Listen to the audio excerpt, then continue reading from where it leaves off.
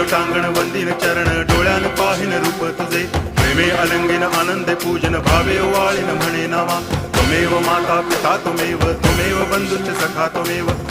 विद्या द्रवणं त्वमेव सर्वं मम देव कायेन वाचा मनसेन्द्रियैर्वा बुद्ध्यात्मना वा प्रकृति स्वभावात् करोमि यद्यत् सकलं परस्मै नारायणायति समर्पयामि अच्युतं केशवं रामनारायणं कृष्णदामोदरं वासुदेवं हरि गिरिधरं माधवं गोपिकावल्लभं जानकीनायकं रामचन्द्रं भजे हरे राम